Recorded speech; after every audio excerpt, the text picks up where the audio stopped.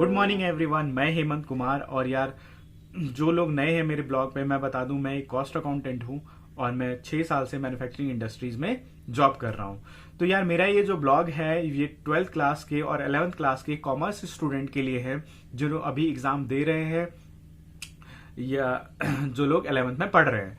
तो जो commerce stream है, मैं बताने वाला हूं कि इसके फायदे क्या हैं और आप आगे कौन कौन से कोर्सेज और कैसे कैसे कोर्सेज आपको करना है, यानी आपको अपनी करियर प्लानिंग किस तरह से करनी चाहिए अगर आप कॉमर्स सब्जेक्ट के स्टूडेंट्स हैं। तो यार सपोज कि आपने सबको 10th में ये राइट मिलता है कि आपको आगे जाके कौन से सब्जेक्ट चुनने हैं, यानी आपको आर्ट्स लेना है, कॉमर्स लेना है या साइंस लेना है। 3 फील्ड्स है हमारे पास।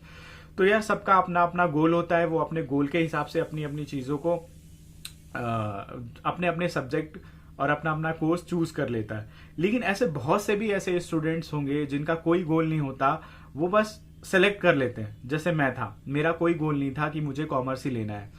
मैं अगर अपनी बात करूं तो मैंने जब 10th पास आउट किया था तो मेरा साइंस भी पढ़ने का मन था, मेरा कॉमर्स भी पढ़ने का मन था, मेरा आर्ट्स भी पढ़ने का मन था। मतलब उस समय तो ऐसा था कि इतनी ज्यादा नॉलेज नहीं थी किसी के पास और ना ही कोई इतनी ज्यादा नॉलेज शेयरिंग होती थी। मतलब करियर काउंसलिंग नाम की चीज हम कभी बहुत पहले, अब तो बहुत ज्यादा सुनते हैं, हमारे टाइम में ये सब चीजें नहीं हुआ करती थी। ना सेमिनार था, ना यूट्यूब का क्रेज था। तो मतलब मैं अगर अपनी बात करूं तो मैं साइंस भी पढ़ना चाहता, जैसे मैंने बताया। लेकिन मैंने क्या है कि लकीली कॉमर्स चूज कर लिया और कॉमर्स की पढ़ाई की मैंने। तो एडमिशन भी उसी हिसाब से मिलते हैं अभी भी। जैसे हर स्कूल का अपना क्राइटेरिया होता है कि पहले वो अपने स्टूडेंट्स को देगा। लिमिटेड सीट्स होती हैं कि इतनी सीट्स भर गई तो भाई कॉमर्स फिर नहीं देंगे। तो बहुत सारी चीज होती है। आज के स्टूडेंट्स को बहुत ज्यादा अवेयरनेस है सीए के बारे में, सीएमए के बारे में, सीएस के बारे में। बहुत सारे लोग होंगे जिनको नहीं भी है, तो जिनको नहीं है उनको मैं बता रहा हूं, मैं अवेयर कर रहा हूं। तो ये वीडियो एंड तक देखिए, बहुत बेनिफिशियल है उनके लिए। तो यार, अगर आप 12th में हो कॉमर्स में और पास आउट होने वाले हो इस ईयर, तो आपके क्या गोल्स हैं? क्या आप सीए करना चाहते हो, सीएमए करना चाहते हो या सीएस करना चाहते हो? तो यार, मैं बता दूं कि सबसे पहले आप तो अपने आप को ये सोचोगे कि मैं पहले ग्रेजुएशन तो करूं एटलीस्ट। तो ग्रेजुएशन का जो है 2 ऑप्शन है आपके पास। आपका अगर मेरिट लिस्ट में आता है तो आप मतलब कि रेगुलर कॉलेज में जा सकते हो। अगर आपका मेरिट लिस्ट में नहीं आता तो आप ओपन से कर सकते हो, दिल्ली यूनिवर्सिटी से।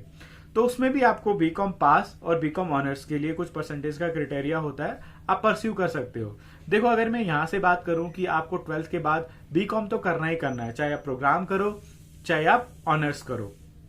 दोनों में बेनिफिट क्या है? दोनों में बेनिफिट ये है कि बीकॉम ऑनर्स जो होता है वो थोड़ा सा एडवांस हो जाता है, उसका एग्जाम लेवल थोड़ा सा अलग हो जाता है। और मैं पास की बात करूं तो थोड़ा एज कंपेयर टू ऑनर्स थोड़ा इजी रहता है। मैथमेटिक्स, अकाउंट्स वगैरह ये सारी चीजें, और एग्जाम में भी थोड़ा सा डिफर होता है। तो यार ये चीजें होती है बीकॉम पास और ऑनर्स में। अब देखो, करना क्या चाहिए। अगर आपकी 12th में ग्रिप अच्छी है, आपके परसेंटेज अगर अच्छी है, तो आई वुड रिकमेंड कि आप बीकॉम ऑनर्स कर लें, ठीक है। लेकिन अगर आपकी ग्रिप अच्छी नहीं है और आप एक एवरेज स्टूडेंट है तो आप पास कर लें। हालांकि मेरा ये कोई कहना नहीं है, मैं बस एडवाइस दे रहा हूं, आप ऑनर्स भी कर सकते हैं। ऐसा कोई जरूरी नहीं है कि 12th का मार्क्स आपको जज करे कि आप पास करें या ऑनर्स करें। ये मेरा पर्सनल एक्सपीरियंस है। मेरे मार्क्स तो बहुत कम थे, रद्दी था मैं, फिर भी मैं बहुत सारी चीजें कर ली अपनी लाइफ में। तो ऐसा कोई क्राइटेरिया नहीं है, बट एक छोटा सा सजेशन है कि मतलब कि आप ऐसे अपनी चीजों को मैनेज कर सकते हैं। तो ऑनर्स ले, ऑनर्स से बहुत ज्यादा बेनिफिट होगा आपको।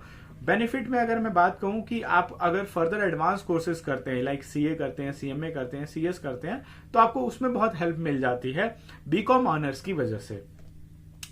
तो आफ्टर 12th आपको ये 2 चीजें करनी ही करनी है, बीकॉम प्रोग्राम और बीकॉम ऑनर्स। अच्छा, now you have to decide कि आगे आपका क्या गोल है। अगर आप सीए करना चाहते हैं, सीएमए करना चाहते हैं, सीएस करना चाहते हैं, तो यार मैं ये बात कहूंगा कि अगर आपको सीए करना है तो मैथमेटिक्स आपके पास 12th में जरूर होनी चाहिए, तो आप सीए परस्यू कर सकते हैं। और अगर मैं बात करूं सीएमए की, तो ऐसा कोई क्राइटेरिया नहीं है, आप सीएमए परस्यू कर सकते हैं इजिली, और सीएस भी आप परस्यू कर सकते हैं। तो यार, मैं कॉस्ट अकाउंटेंट हूं, सीएमए हूं, तो इसके बारे में ज्यादा जानता हूं। और मेरे फ्रेंड्स जो हैं वो चार्टर्ड हैं, मैं उनके साथ ही पढ़ा।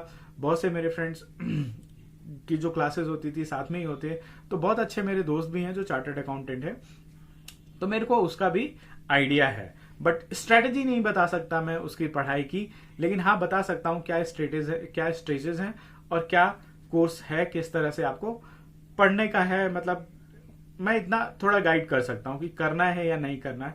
हाँ, बट मैं I am talking about CMA। तो जो अभी 12th के स्टूडेंट है, बहुत सारे लोगों को इस कोर्स के बारे में पता नहीं होता। सच बता रहा हूँ, they have only knowledge about कि आप CA, मतलब भाई CA करो, 12th के बाद CA करो, लेकिन कोई नहीं जानता इस कॉस्ट अकाउंटिंग कोर्स के बारे में। ज्यादातर लोग नहीं जानते, ना पेरेंट्स जानते हैं, ना स्टूडेंट ही अवेयर होते हैं। तो मैं यहाँ पे उनके लिए जरूर अवेयर करना चाहूंगा कि आपको 12th के बाद अगर आप CA नहीं परस्यू कर सकते और आपको थोड़ा टफ लगता है, तो आप CMA भी कर सकते हो। हालांकि CMA भी एक टफ कोर्स है, बट रादर देन CA थोड़ा सा रिलैक्सेशन होता है, इसका एग्जाम का पैटर्न थोड़ा अलग होता है। तो सब्जेक्ट हालांकि सेम होती है, स्टडी सेम होती है, everything is same, but I would recommend कि भाई आप इस कोर्स के बारे में भी इंक्वायरी करें और जानें। तो मैं बात करने वाला हूं कि अगर आप 12th पास आउट हैं, बीकॉम फर्स्ट ईयर में एडमिशन लेने जाएंगे या फिर जा रहे हैं या फिर बीकॉम फर्स्ट ईयर कर रहे हैं, तो मैं रिकमेंड करूंगा कि अगर आप ओपन से कर रहे हो चाहे रेगुलर से कर रहे हो, साथ में कोई ना कोई प्रोफेशनल कोर्स ऐसा कर ही लो। CA करना थोड़ा सा टफ हो जाता है इसके साथ साथ, because classes and trainings and etcetera बहुत सारी चीजें आपको करनी पड़ती हैं। CMA थोड़ा सा रादर देन ईजी पड़ता है। अगर आप ऑनर्स के स्टूडेंट हैं, अगर आप ऑनर्स लेने का प्लान कर रहे हैं, ऑनर्स के स्टूडेंट हैं, या फिर आप ऑनर्स की पढ़ाई कर रहे हैं, तो आई वुड डेफिनेटली रिकमेंड कि आप CMA कोर्स भी जरूर करें अगर आपका आगे CA करने का कोई प्लान नहीं है, क्योंकि आपको बहुत अच्छी ग्रोथ मिल जाती है इन जॉब में by the course of this. देखो यार, मैं CMA कोर्स के बारे में बता देता हूं।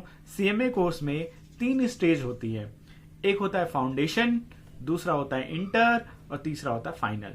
जस्ट लाइक CA में क्या होता है, आपको CPT देनी पड़ती है, हमें फाउंडेशन देना पड़ता है, आपको IPCC क्लियर करनी पड़ती है, हमें इंटर क्लियर करना पड़ता है, आपको फाइनल क्लियर करना पड़ता है, हमें भी फाइनल का एग्जाम क्लियर करना पड़ता है।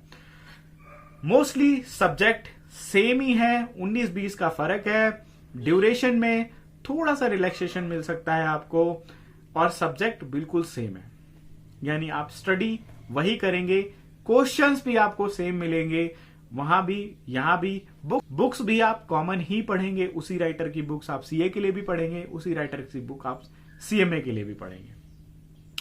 तो सोचो, तो क्या डिफरेंस है?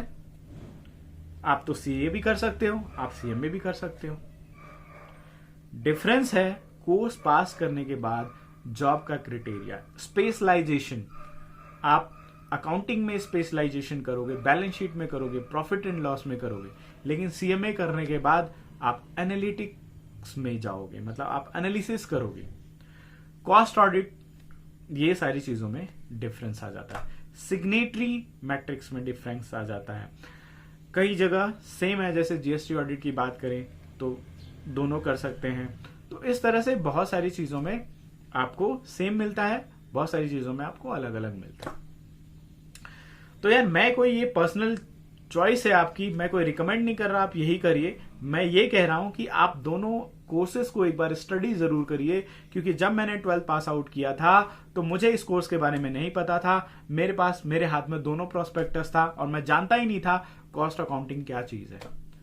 सब कोई CA का एग्जाम्पल देता था, लेकिन मैंने CA छोड़ के कॉस्ट अकाउंटिंग की, और सच मानिए मैंने कॉस्ट अकाउंटिंग करके कोई रेग्रेट नहीं है।